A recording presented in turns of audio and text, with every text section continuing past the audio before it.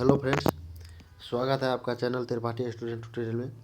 हम आपके लेकर आए हैं बहुत ही अति महत्वपूर्ण क्वेश्चन जो कक्षा 10 का है, जो बिहार बोर्ड 2022 के एग्ज़ाम में मोस्टली इम्पोर्टेंट साबित होने वाला है।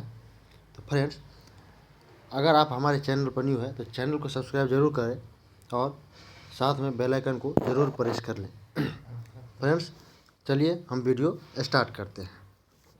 तो आज का हमारा पहला क्वेश्चन है कि निम्नलिखित में से कौन सी छोटी संयुक्त संख्या है। फ्रेंड्स देखिए, संयुक्त संख्या कहते किसे है। तो संयुक्त संख्या वो संख्या होती है जिसको अपना और स्वयं के अलावा एक और गुणनखंड हो। जैसे हम आपको एग्जाम्पल के तौर पर समझाते हैं। 1 से लेकर हम 15 तक लिखते हैं। 1 2 3 4 5 6 7 8 9 10 11 12 13 14 15 और 16 तक। ठीक है फ्रेंड्स, एक को घेर देंगे। एक से और स्वयं से सभी संख्या विभाजित हो जाएगी। एक्स को हम निगलेक्ट करते हैं। इसके अलावा वैसी संख्या जो दो धनात्मक पूर्णांकों का गुणनफल होगा तो वो संख्या हमारा क्या कहलाएगा? संयुक्त संख्या कहलाएगा। देखिए फ्रेंड्स, या नहीं तो इसको ऐसे भी कह सकते हैं कि वैसी संख्या जो अभाज्य संख्या को छोड़कर जितने भी संख्या हैं सभी को हम संयुक्त संख्या कह सकते हैं। देखिए फ्रेंड्स, संयुक्त संख्या का परिभाषा है कि वैसी संख्या जिसको अपना स्वयं और एक के अलावा कोई अन्य गुणनखंड हो। तो हम 2 को देखते हैं तो 2 का गुणनखंड 1 और 2। 1 और 2, एक तो हो गया 1 और 2 क्या है? स्वयं। इसके अलावा कोई गुणनखंड नहीं है तो यह संयुक्त संख्या नहीं होगा। ठीक है, तो इसको हम काट। अब हम 3 पर चलते हैं। ठीक है, 3 को देखते हैं। 3 को देखते हैं तो 1 गुना 3, 2 को से यह विभाजित ही नहीं होगा। 1 और स्वयं के अलावा इसके पास कोई गुणनखंड नहीं है तो ये भी हमारा संयुक्त संख्या नहीं हुआ। अब हम 4 को देखते हैं तो 4 को 1 गुना 4 और इसको हम 2 गुना 2 भी कह सकते हैं। तो 1 और 4 यानी स्वयं के अलावा भी इसका कोई अदर गुणनखंड है जो 2 है। तो संयुक्त संख्या का परिभाषा ही है 1 और स्वयं के अलावा जो जिसका कोई कम से कम एक और गुणनखंड हो उसे संयुक्त संख्या कहते हैं। तो फ्रेंड्स, सबसे छोटा हमारा संयुक्त संख्या क्या हो गया? 4। ऐसे हम 5 को देखेंगे तो 5 को देखिए तो 5 को 1 गुना 5, 2 और इसके अलावा कोई नहीं है तो यह भी हमारा संयुक्त संख्या नहीं होगा, आभाज्य संख्या। अब हम 6 को देखते हैं तो 6 को लिख सकते 1 गुनी 6, 2 गुनी 3। तो 1 और स्वयं के अलावा इसका 2 गुणनखंड है, 2 और 3, तो ये भी हमारा संयुक्त। तो हमारा क्वेश्चन पूछा है फ्रेंड्स कि निम्नलिखित में कौन सी सबसे छोटी संख्या है। तो ऑप्शन हमारा देखिए फ्रेंड्स,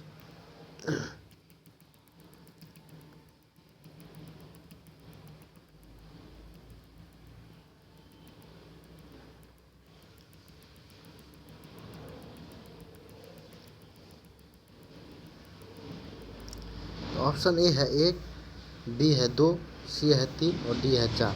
तो सबसे छोटी संयुक्त संख्या कौन होगी? तो 4 ऑप्शन होगा। हम दूसरा क्वेश्चन देखते हैं।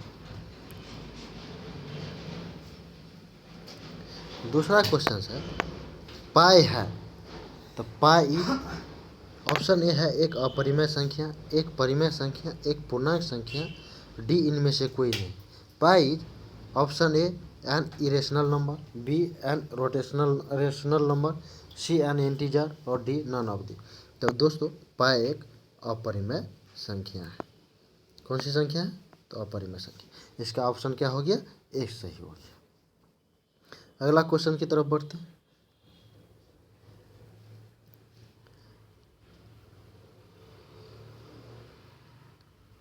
हमारा तीसरा क्वेश्चन है which of the following is an irrational number, इनमें से कौन अपरिमेय संख्या है। तो फ्रेंड्स इसको हम देखते हैं। 3 नंबर का क्वेश्चन था ये।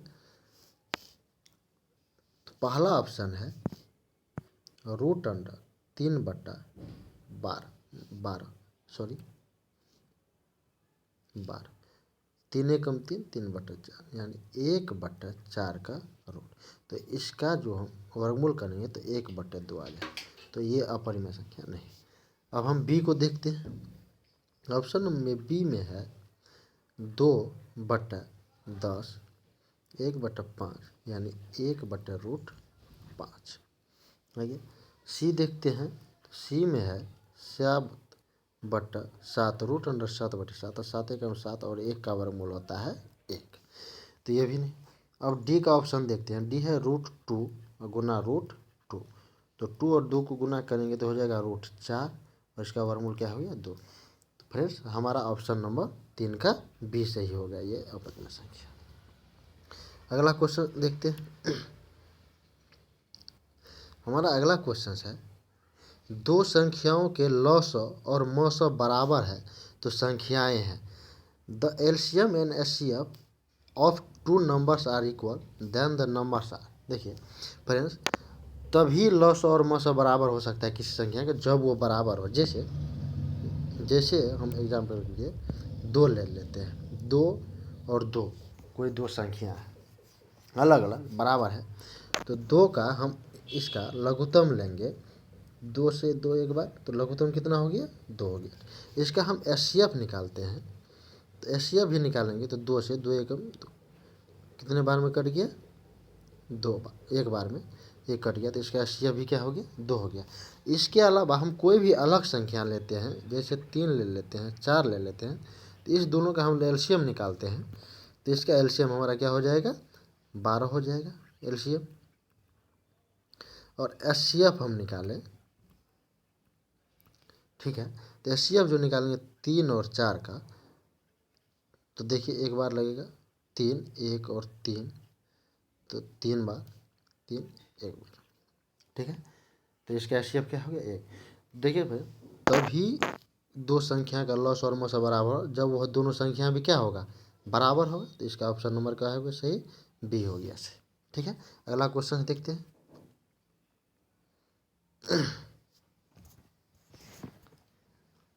अगला क्वेश्चन है हमारा फ्रेंड कि पॉइंट 29 का रेक रिंग यानी आवर्त लगा हुआ है। तो इसको हम कह सकते हैं कि 0.292929 यानी जाता रहेगा, ठीक है। तो इसमें से कौन सा भिन्न इसके लिए उपयुक्त सही है। इसको हम ऐसे कर मान लेते हैं फ्रेंड्स, x बराबर 0.9 सॉरी 29 का रेकरिंग। इसमें हम 100 से गुना करते हैं दोनों साइड में। इसको इक्वेशन फर्स्ट मान लेते हैं। तो 100 से गुना किया हो जाएगा 100x बराबर जो हो गया 29.2929, ये हो गया समीकरण 2। अब 2 में से 1 को घटाइएगा फ्रेंड्स, 2 में से 1 को घटाना है, माइनस माइनस। तो इसमें से हो गया 99x बराबर, इसमें से दशमलव के बाद 999 इधर से ये कैंसिल हो गया, तो बच गया कितना 29। तो x बराबर कितना हो गया 29/99। यही आपका आंसर। देखिए कौन सा फ्रेंड्स है, तो ऑप्शन नंबर डी सही है। कौन सही है, ऑप्शन नंबर डी। इसका ऑप्शन नंबर डी सही है। अगला क्वेश्चन देखते हैं। हमारा अगला क्वेश्चन है 1 - sin² 60 डिग्री। देखिए फ्रेंड्स, तो 1 - sin² 60, sin 60 का मान होता है √3/2। उसका क्या करना है स्क्वायर। हम लिख सकते हैं 1 - √3 को √3 से 3/4, ठीक है। 4 से लघुत्तम लेंगे तो ये हो जाएगा 4 - 3/4 यानी 1/4। कौन सा ऑप्शन है? इसमें ऑप्शन नहीं। अगला देखते हैं।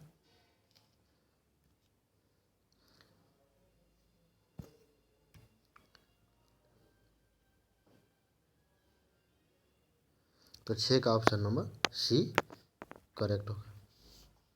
अगला क्वेश्चन देखते हैं। 7वां क्वेश्चन है, निम्नलिखित में से किसका दशमलव प्रसार शांत है? ठीक है फ्रेंड, दशमलव प्रसार शांत होने के लिए किसी भी भिन्न का हर जो है, हर का गुणनखंड 2 और 5 के अलावा कोई भी आ जाए, कोई भी आ जाए तो दशमलव प्रसार अशांत होगा, अशांत। यहाँ तक कि ये दोनों में से दोनों न रहे फिर भी अशांत होगा। ठीक है, और 2 और 5 आए, 2 और 5 आए तभी शांत होगा। इसका हम देखते हैं किसका दशमलव प्रसार शांत होगा। तो हर का हम एलसीएम लेते हैं या अभाज्य गुणनखंड करते हैं। 40 का करते हैं तो इसको हम लिख सकते हैं 2 गुना 2 गुना 2 गुना 5। देखिए फ्रेंड्स, 2 और 5 के अलावा कोई नहीं है तो हमारा ऑप्शन ए ही सही है। तो 7 का ऑप्शन नंबर ए सही हो जाएगा। अगला क्वेश्चन की तरफ बढ़ते हैं।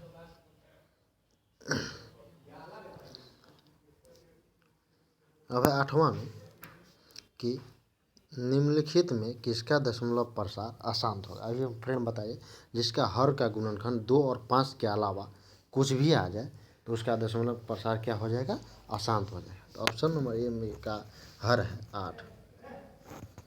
देखिए, तो 8 का हम करते हैं 2 गुना 2 गुना 2 हो जाएगा 2। इसके बाद दूसरा का है 15 3 गुना 5। ठीक है, तीसरा है 512। ठीक है, इसको हम करेंगे 2 गुना 2 गुना 2, 8 दूनी 16 दूनी 32 दूनी 64 दूनी 128 दूनी 256 दूनी 512। ठीक है, अब इसका करेंगे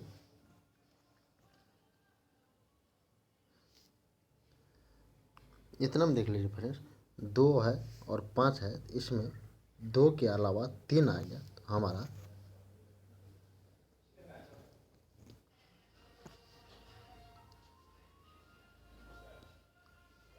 इसको फ्रेंड्स हम भाग दे के भी देख लेते हैं एक बार। इस पर ये लॉ लागू नहीं हो रहा है। ठीक है, तो इसको भाग दे के हमको देखना पड़ेगा। ठीक है, इसको भाग दे के आप निकाल सकते हैं फ्रेंड्स, ये शांत है कि अशांत है। ठीक है, अगला क्वेश्चन देखते हैं। अगला क्वेश्चन है 400 के अभाज्य गुणनखंड में 5 का घात कितना है? चलिए फ्रेंड्स, हम 400 का अभाज्य गुणनखंड निकालते हैं। 400 कितना है? 2 गुना 2 4 दूनी 8 दूनी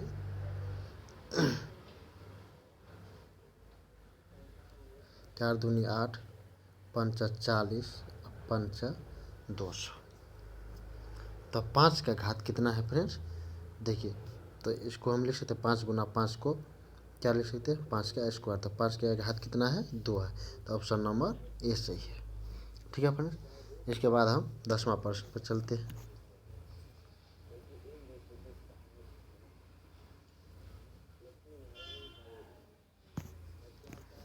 हमारा 10वां प्रश्न है, यदि 130 बराबर 15 गुने 8 प्लस 10 तथा मौस 130, 15 बराबर मौस एक्स वाई हो तो एक्स वाई बराबर क्या होगा? फ्रेंड्स, इस क्वेश्चन में हमको कुछ डाउट उठा। पहले अगला क्वेश्चन देख लेते हैं 11 नंबर। इसको हम अगले पार्ट में जरूर करवाएंगे, देखेंगे। अगला क्वेश्चन है, रूट अंडर 125 का परिमेयीकरण गुणांक क्या है? ठीक है, तो इसका हम करते हैं। इसको हम लिख सकते हैं 125 को क्या लिख सकते हैं? 5 गुना 5 गुना 5 यानी 5 का स्क्वायर, तो 5 बाहर √5। इसका हम परिमेयकरण करेंगे तो √5 और √5 से हम गुना कर सकते हैं। तो 5, तो इसका परिमेयकरण गुना क्या हो गया? ऑप्शन नंबर सी।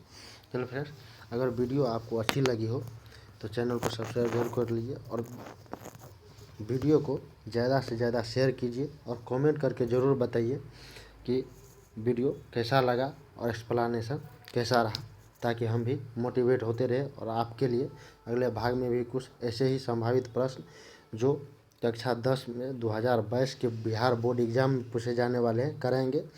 इसके ऑब्जेक्टिव क्वेश्चंस के बाद हम आपको अति महत्वपूर्ण दीर्घ उत्तरीय प्रश्न या लॉन्ग क्वेश्चंस भी करवाएंगे। तब तक के लिए धन्यवाद।